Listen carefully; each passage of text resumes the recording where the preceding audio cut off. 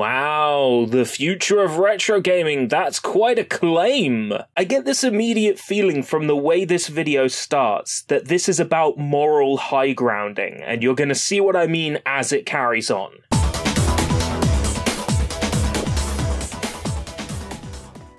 About 3 years ago, I was amazed by the number of sites where you could download retro games illegally to play on emulators. What, you only just discovered there were ROMs on the internet 3 years ago?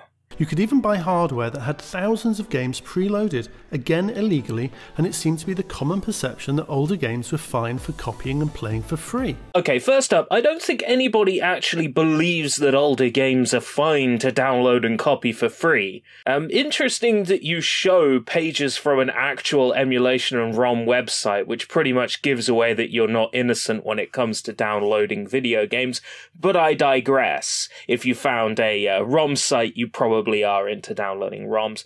And it hit me that the situation was the same as the music industry had to deal with years earlier with the proliferation of MP3s downloaded from the internet. I suppose you can draw similarities between what happened with the music industry and video games. iTunes managed to single-handedly turn that around. iTunes didn't single-handedly turn that around. Services like Spotify. You're putting all the praise on iTunes. And don't get me started on iTunes. Music disappears from iTunes. iTunes isn't the be-all, end-all music distribution platform. I've bought songs on iTunes and they've been glitchy, or the bitrate has sounded bad. And so I thought about what could do the same for the retro games we love so much. I can see where you're going with this, and I don't like it. What we needed, I reasoned, was a cheap subscription service where you could pay a small fee each month and then be able to play a catalogue of thousands of retro titles. That way the original creators of the game would get some money for their effort, and the public could play all these titles in one place on any device at any time.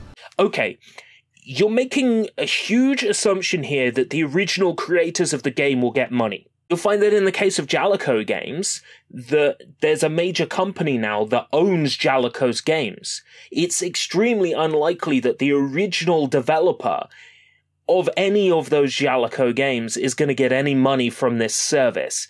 It's a nice idea, John Burton, but it's fucking flawed. And with that, GameHut was born. Yes, the original reason this YouTube channel is called GameHut is that I bought GameHut.com with the express purpose of creating a retro game subscription service. And I thought it was a reference to Pizza Hut. Gotta have that delicious Pizza Hut. Unlike Papa John's, it doesn't give you gas. And Netflix for retro games. Oh, you know what really annoys me? The Netflix of. Oh, I want my service to be the Netflix of this, or the Netflix of that. Oh boy, Netflix was just lightning in a bottle, eh? Just lightning in a bottle. Everybody's gotta have some. So I got a fair way into creating the concept of this service.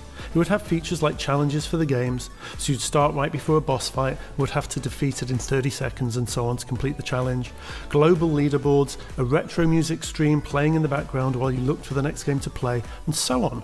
Man, this sounds really good, so how's it gonna fail? But during this period I stumbled across a British company that was trying to do something very similar. My concept was to have the games download to your device and then you could play, whereas their idea was a game streaming service, but a lot of the concepts were very similar. Yes, but there's one major difference between a downloading service and a streaming service. A downloading service, you download the game. A streaming service, you stream the game. Now let's just look at this on absolute base level. Download an old arcade game, I don't know, 512 kilobytes, or stream a classic arcade game, perpetually more megabytes and megabytes of data the longer you stream it. Let's take into account bandwidth and bandwidth caps. Not everybody has an unlimited data plan, you know.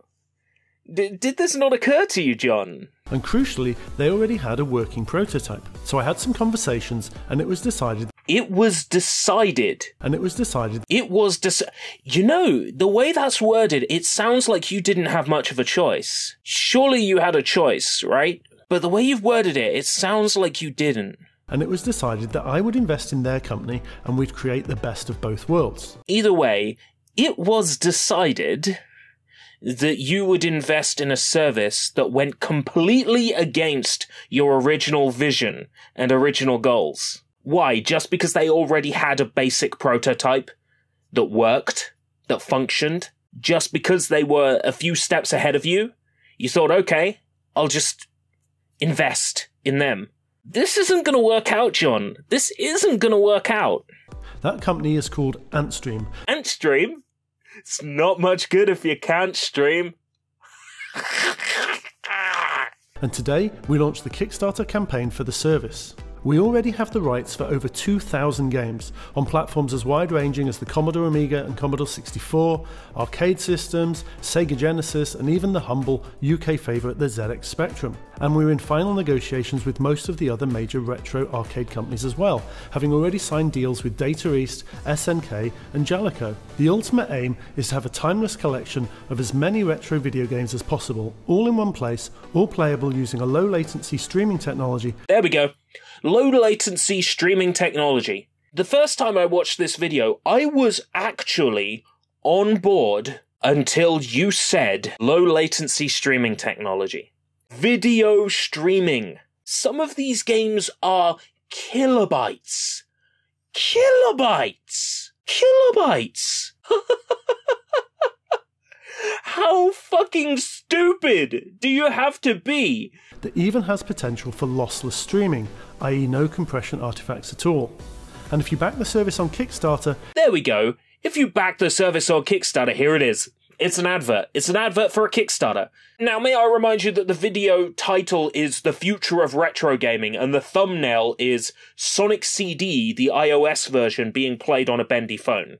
So the thumbnail and video title have nothing to do with the content of the video, which in itself is an advert that is not marked as a paid promotion. This video goes against YouTube's terms of service for both misleading practices and for containing a paid promotion that has not been marked as a paid promotion.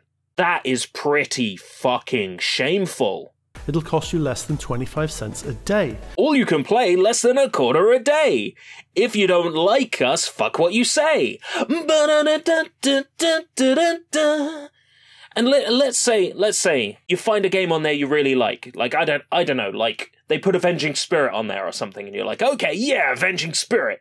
And you play Avenging Spirit and then the next week, oh, sorry, that game had to be removed because of rights. It could happen. This is a streaming service where you don't own the games. It could happen. Games could be removed from the service at any time. But it's all you can play, 25 cents a day. Fuck off, John. That's all you can play for less than a quarter a day. Now, if any of this is of interest, please go check out our Kickstarter page. The link is in the description below for more details. And the streaming service itself is due to go live in just over a month's time. And if you like what you see, please share this video and tell your friends. This is a real chance to preserve what we all love. A real chance to preserve what we love. A real chance to preserve what we love. Oh, that's a good one. That's a good one, John. How backwards is your mind right now?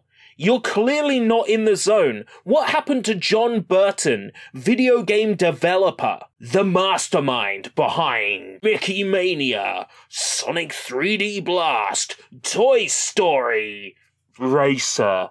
Where is John Burton? Where is the king? Where is John Burton, king of Video Game Mountain? Because what I see here is a fraud. A fraud wearing John Burton's skin.